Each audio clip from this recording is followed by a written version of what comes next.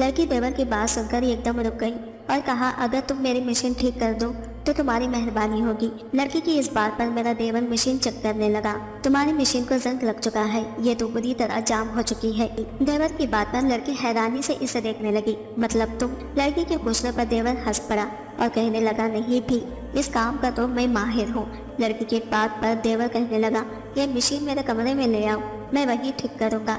लड़की मशीन लेकर देवर के कमरे में चली गई। काफी वक्त हो चुका था मगर देवर और वो लड़की कमरे से बाहर ना निकले। अंदर जाती तो देवर जरूर मुझसे उलझ पड़ता।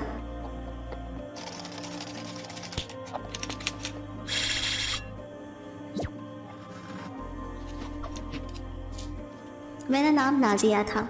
मैं शादीशुदा थी क्योंकि मैं अनपढ़ थी।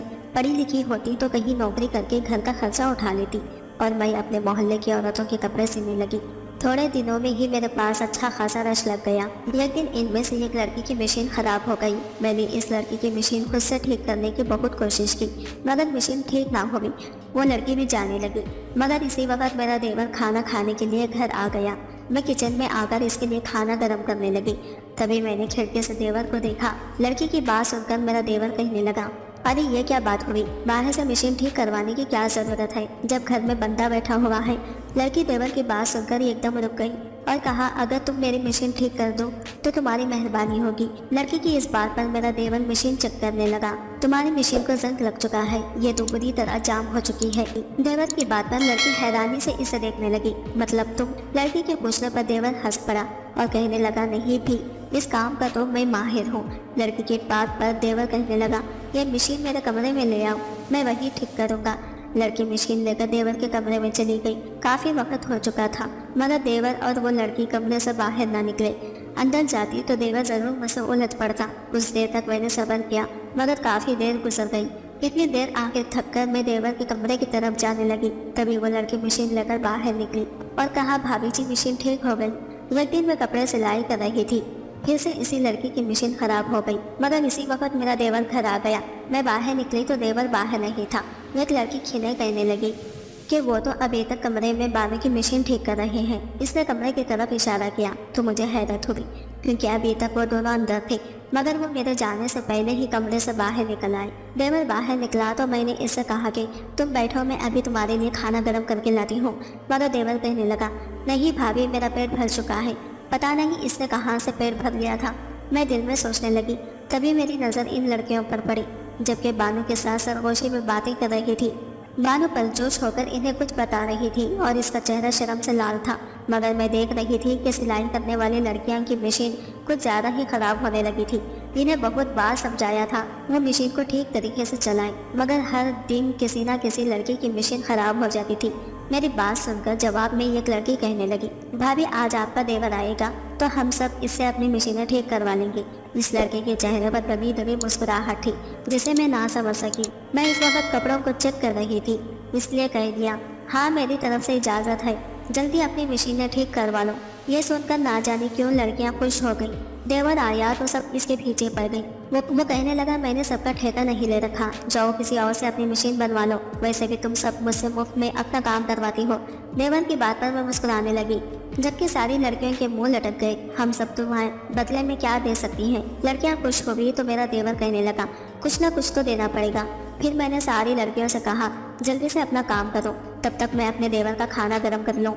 ये कहकर मैं किचन में आकर इसका खाना गर्म करने लगी जबकि वो सारी लड़कियां बारी बारी मेरे देवर के कमरे में जाने लगी। पता नहीं देवर अंदर जाकर क्या जादू करता था, मशीन तो मिनटों से ठीक कर लेता था। इस दिन भी मेरे देवर ने सारी लड़कियों की मशीन सेट कर दी और फिर अपनी दुकान पर चला गया। लेकिन मैं इस वक्त परेशान हो गई जब एक दिन मेरी मशीन खराब हो गई। कपड़ों का एक ढेर पड़ा हुआ था। लड़कियों ने मुझे परेशान देखा तो कहने लगी, भाभी जी आप क्यों इतनी फिक्र कर रही हैं? आपका देवर मौजूद है, वो आपकी मशीन ठीक कर देगा।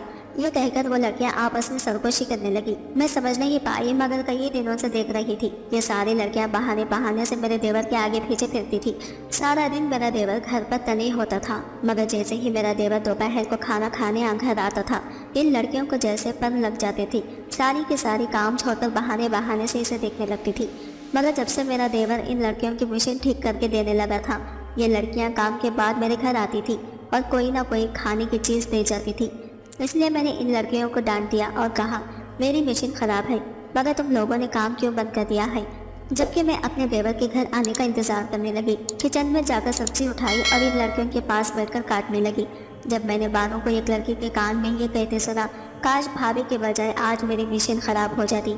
इसकी ये बात सुनकर दूसरी लड़की मुंह छुपाकर हंसने लगी, जबकि मैं भी बानू का चेहरा देखने लगी। तभी मुझे याद आया कि सबसे पहले बानू की मशीन ही खराब होगी और मेरे देवर ने इसकी मशीन अपने कमरे में क्यों ठीक की थी।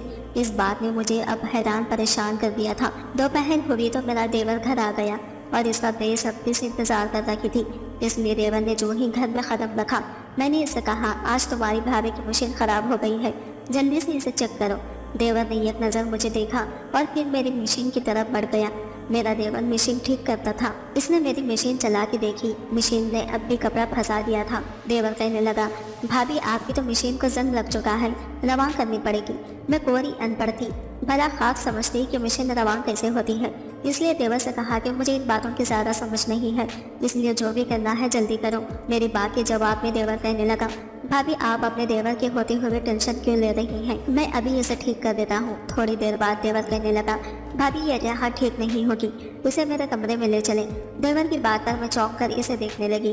अंदर ऐसा क्या है जो बाहर नहीं है? मेरे पूछने पर देवर घबरा गया। अगर मशीन ठीक करवाना है तो मेरे कमरे में लेकर आ जाए, वरना मैं ठीक करके नहीं दूंगा। ये सुनकर मैं घबरा गई, इसलिए मैंने मजबूरन देवर की बात मान ली और अपनी मशीन लेकर देवर के कमरे में आ गई। मगर वहाँ जाकर इसने ऐसी बात कही जिसे सुनकर मेरे होश उड़ गई। मैं फौरन इसके कमरे से बाहर आ गई।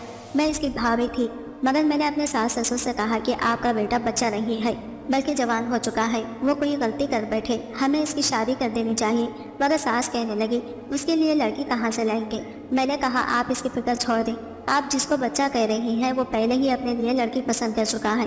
मैंने बानू के बारे में सास ससुर को बताया तो सास मुंह में अंगली लेकर हैरान परेशान मुझे देखने लगी। तो वो तो जैसे इस लम्हे का मुंतजिर बैठा था। इसने शुक्राना नज़रों से मेरी तरफ देखा और यूं 6 माह के अंदर मेरे देवर की शादी हो गई। इस वाक़े ने मुझे यही सिखाया था कि लड़का हो या लड़की, जवान हो जाए तो इनकी शादी में देर नहीं करनी चाहिए।